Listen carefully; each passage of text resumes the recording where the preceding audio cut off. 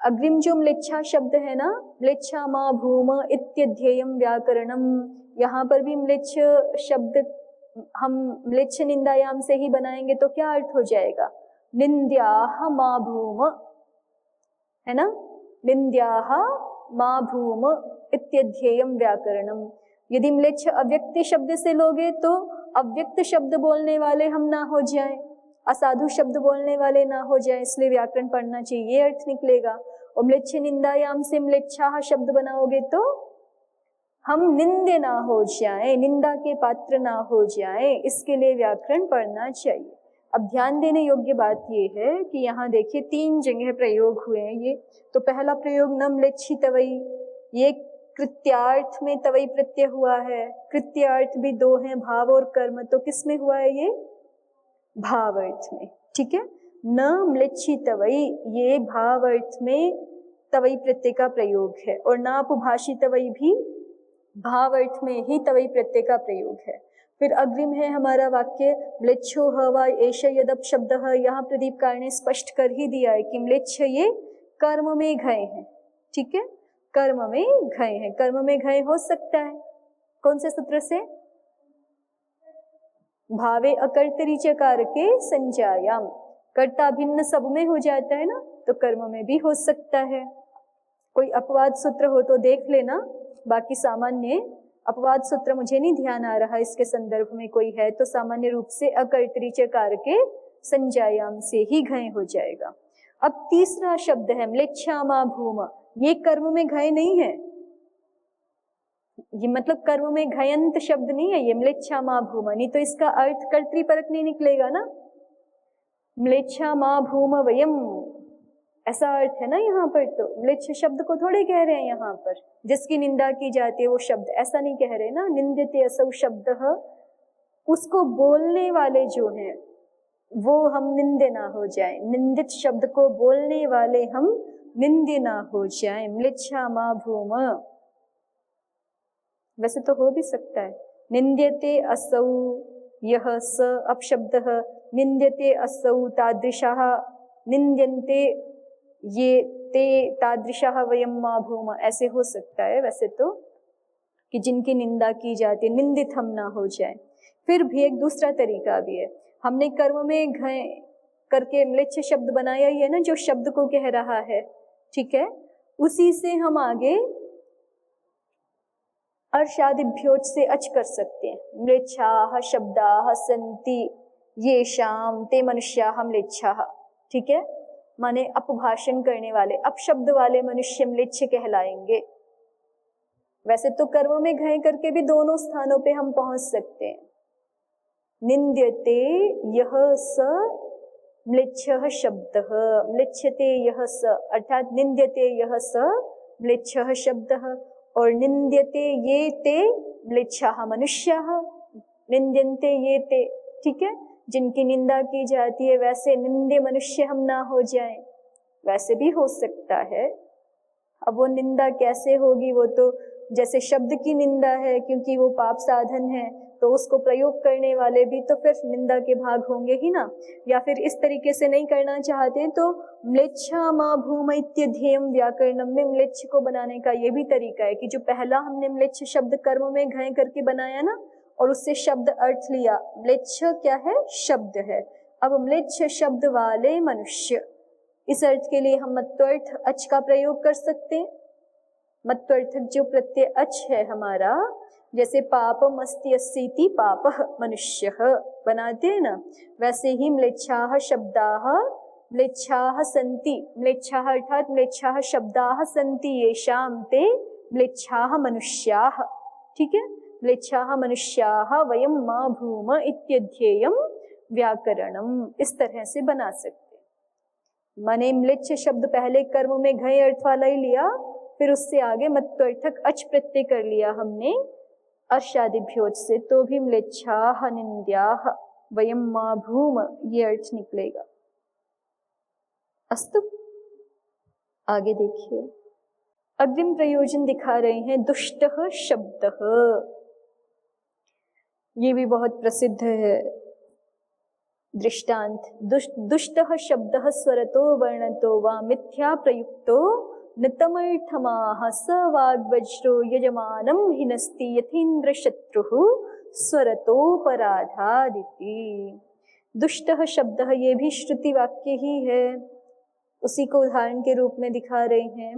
दुष्टः शब्दः स्वरतो वर्णतो वा, कोई शब्द जो कि दुष्ट हो गया है, किस दृष्टि से, या तो स्वर की दृष्टि से या तो वर्ण के कारण से, वर्ण हेतु से या स्वर हेतु से जो शब्द दुष्टता को प्राप्त हो गया है वो मिथ्या प्रयुक्त। अब जब हम उस दुष्ट शब्द को प्रयुक्त करते हैं तो वो सुष्ठु प्रयुक्त नहीं हुआ, वो मिथ्या प्रयुक्त हो गया।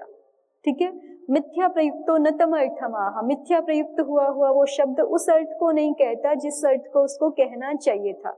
यदि सुष्ठु प्रयुक्त होता, शुद्ध रूप में प्रयुक्त होता तो जिस अर्थ को कहता, अब वो मिथ्या प्रयुक्त हुआ उस अर्थ को नहीं कहता है।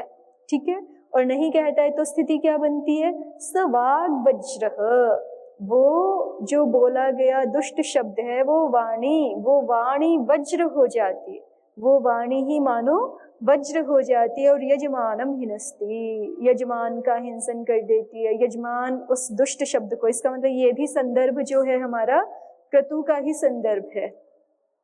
स वाग वज्रो यजमानम हिनस्ति, वो वाणी रूप वज्र यजमान को नष्ट कर डालता है। यथेन्द्र शत्रु स्वरतोपराधा, जैसा कि पुरा काल में इंद्र का शत्रु जो वृत्र था, त्वष्टा, कहिए वृत्र, कहिए एक ही बात,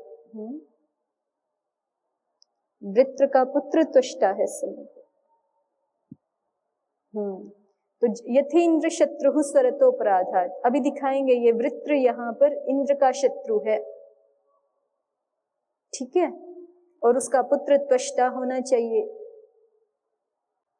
तो इंद्र का शत्रु वृत्र जैसे स्वर के दोष से मारा गया। कथा ये है कि इंद्र का और वृत्र का जो है वो परस्पर युद्ध है, तो उसमें वृत्र ने देखा कि मैं इंद्र को पराजित नहीं कर पा रहा हूं, है ना, तो उसने एक अभिचार याग प्रारंभ किया। अभिचार याग वही होते हैं जो किसी को हानि पहुंचाने के लिए, मारण आदि क्रियाएं करने के लिए किए जाते हैं। ऐसे अपवित्र भाव से किए जाने वाले याग भी कुछ होते हैं। तो उसने अभिचार याग प्रारंभ किया इंद्र ने। ठीक है, नहीं सॉरी, क्षम्यता, उल्टा बोल दिया ना। इंद्र के लिए वृत्र ने अभिचार याग प्रारंभ किया।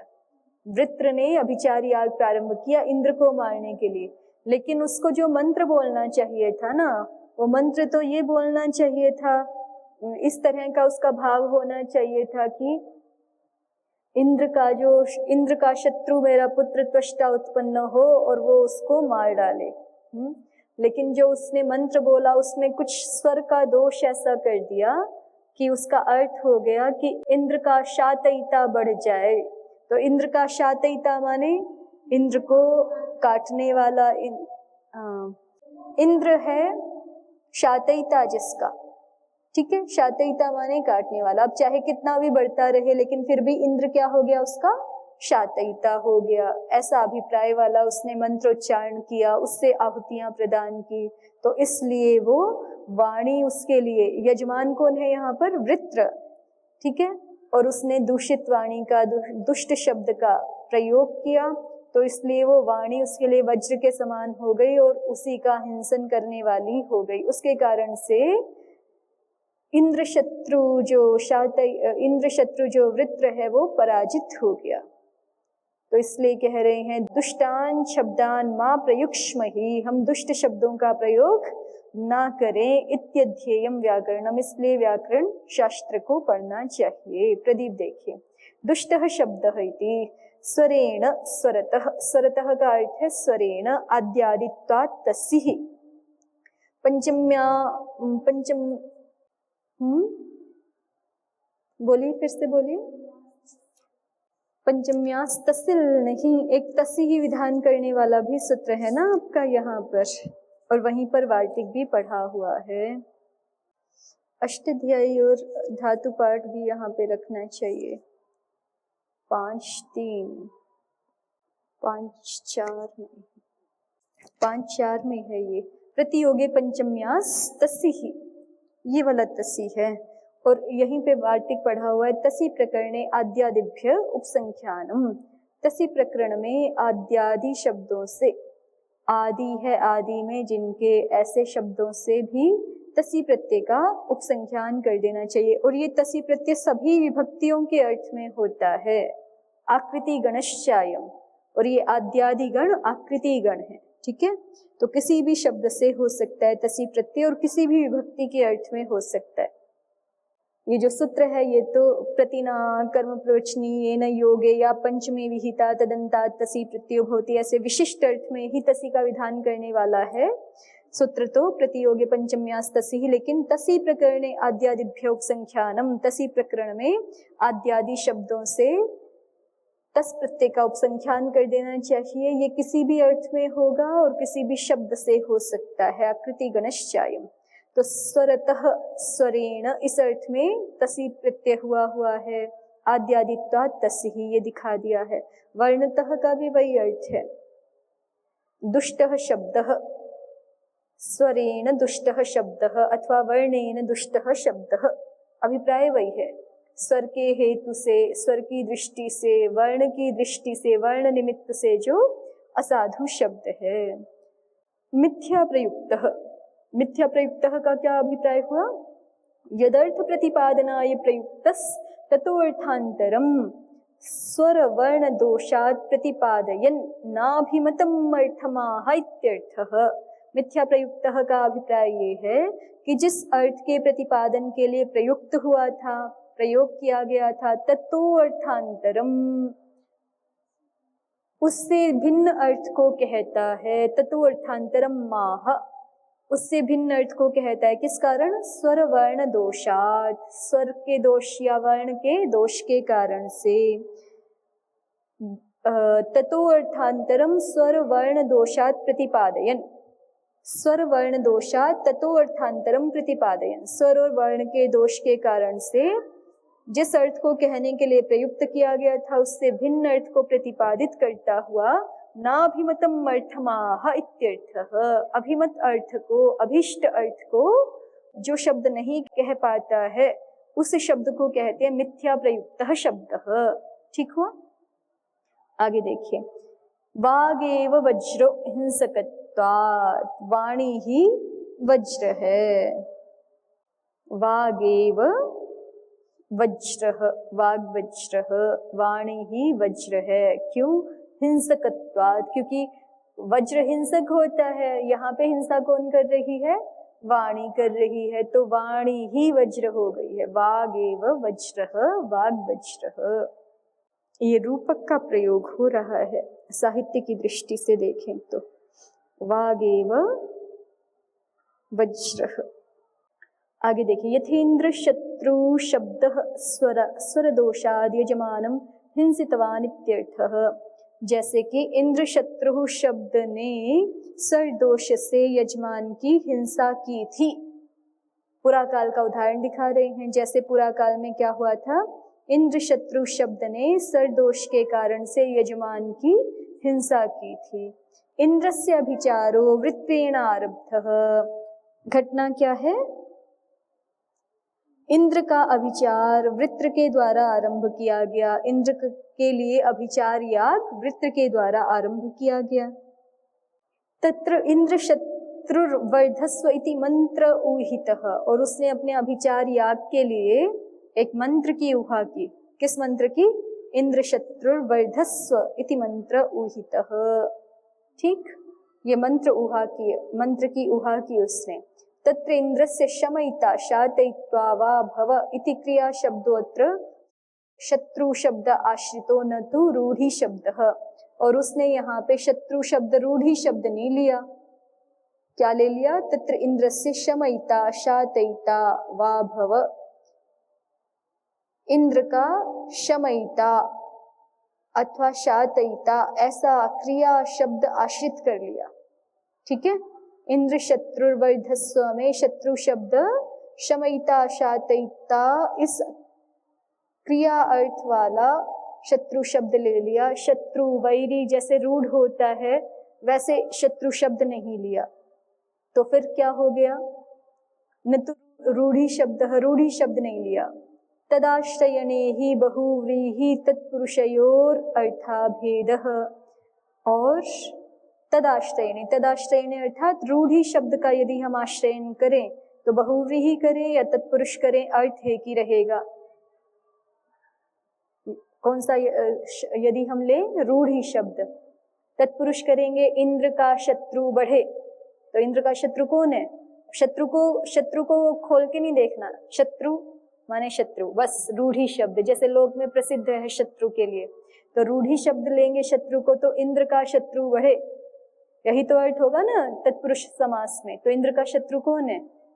वृत्र, वो बढ़े, ठीक है। या बहुव्रीहि करें तो भी इंद्र है शत्रु जिसका, वो बढ़े, यही तो अर्थ आएगा बहुव्रीहि में। इंद्रः शत्रुर यस्य, स इंद्रः शत्रुर यस्य स वर्धेत, ठीक है। तो इंद्र है शत्रु जिसका, वो भी कौन है? वृत्र, वो बढ़े। तो उसी को दिखा रहे हैं कि तदाश्रयणे ही बहुव्रीहि तत्पुरुषयोर अर्थाभेदः। यदि रूढ़ी शब्द लेते ना तब तो बहुव्रीहि समास में या तत्पुरुष समास में कोई अर्थ का भेद नहीं होता, एक जैसा ही होता।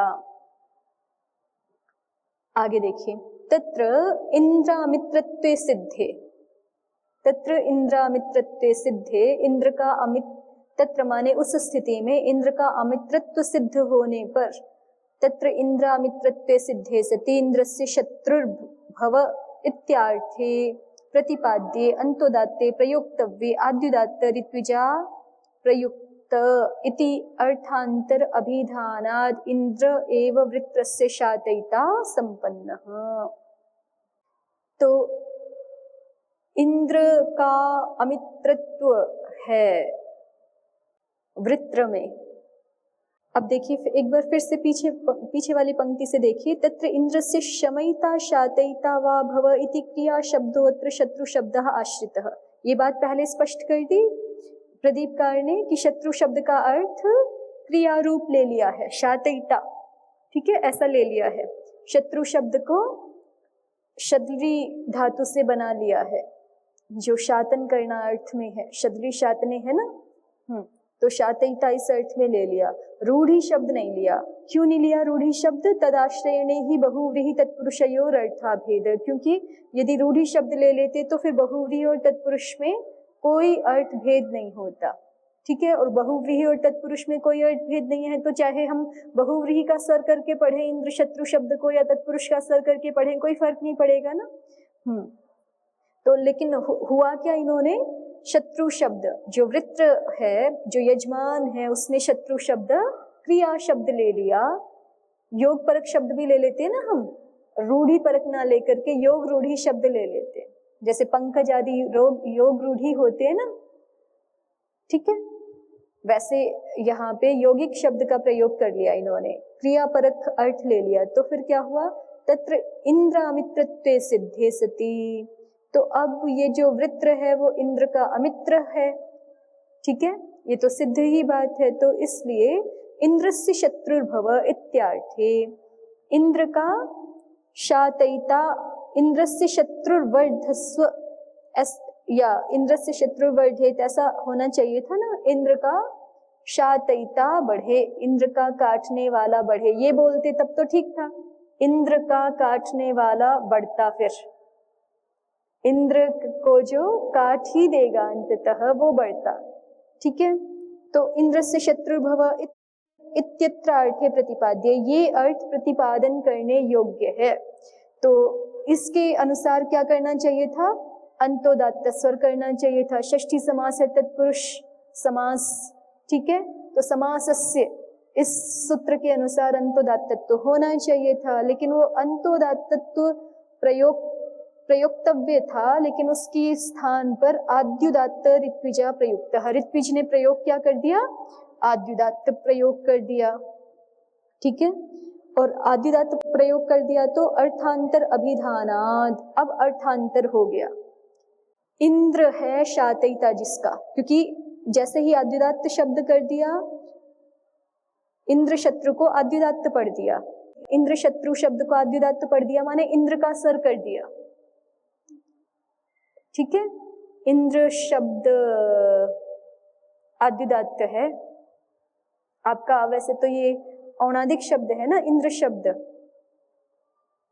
वहां पे बना करके दिखाया हुआ है इंद्र शब्द को, ये यहाँ पे भी लिखा हुआ है इंद्र शब्द ऋज्रेंद्राग्र, ये सूत्र है ना आपका, इससे रन प्रत्यांत माना गया है इसको, इंद्र शब्द को रन प्रत्यांत माना गया है। तो नित होने से ये नित्यादि नित्यम सूत्र है ना आपका, तो इंद्र शब्द आद्युदात्त है।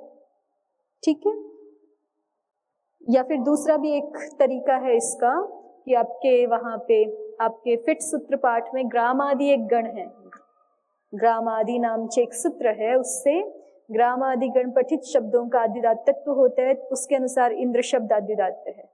ठीक है, तो इंद्र शब्द इंद्र शत्रु इस समस्त पद में इंद्र को आद्युदात्त पढ़ दिया गया।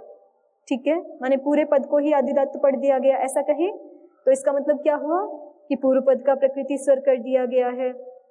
ये हुआ ना इसका अभिप्राय कि पूर्व पद का प्रकृति स्वर कर दिया गया है, और पूर्व पद का प्रकृति स्वर कर दिया गया है माने बहुव्रीहि समास कर दिया गया है, और बहुव्रीहि समास में अर्थ क्या है, इंद्र है शत्रु जिसका, और शत्रु को आपने क्रिया शब्द ले लिया था, तो इंद्र है शातयिता जिसका वो बढ़े, इंद्र है शातयिता जिसका वो बढ़े। अब वो कितना भी बढ़ता रहे, लेकिन आपने खुद ही बोल दिया इंद्र है शातयिता जिसका, इंद्र उसका शातयिता है, इंद्र अंततः उसको नष्ट कर ही देगा।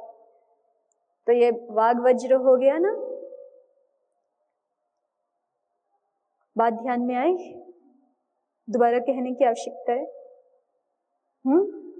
ठीक है, तो आप लोग कहेंगे तत्र इंद्रामित्रत्वे सिद्धे सति इंद्रस्य शत्रुर्भव इत्यार्थे प्रतिपाद्ये अंतोदात्ते प्रयोक्तव्ये इंद्रस्य शत्रुर्भव ये अर्थ प्रतिपादन करने योग्य था, तो इसके अनुसार अंतोदात्त प्रयोक्तव्य था, अंतोदात्त शब्द का प्रयोग किया जाना चाहिए था, लेकिन आद्युदात्त ऋत्विजा प्रयुक्त, आद्युदात्त शब्द इंद्र शत्रु शब्द ऋत्विज के द्वारा आद्युदात्त प्रयुक्त कर दिया गया। इति अर्थांतर अभिधानात्, इसलिए अर्थांतर का कथन हो जाने से इंद्र एव वृत्रस्य शातयिता संपन्नः, इंद्र ही वृत्र का शातयिता बन गया।